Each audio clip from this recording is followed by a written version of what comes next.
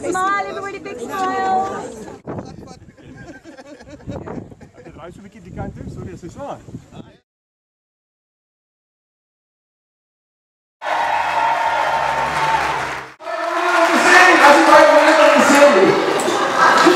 Baie dankie dat julle my vandag hier op julle huis toegelaat het.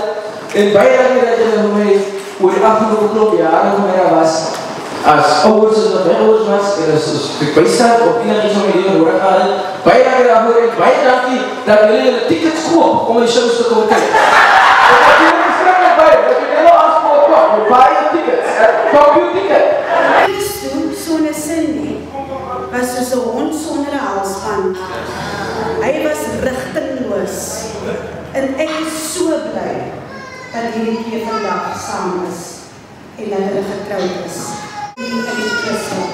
Cheers. Cheers. Chorus toe. Cindy, kyk hier man. Jongens van die man. Hulle twee moet nou.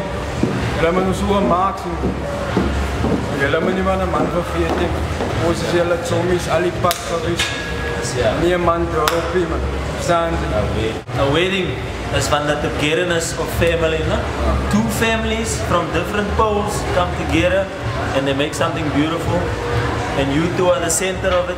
Ek wil net vir julle twee baie dankie sê want julle weet ek het lanklaas lekker geëet want dit is 'n swaar jaar 2013 so.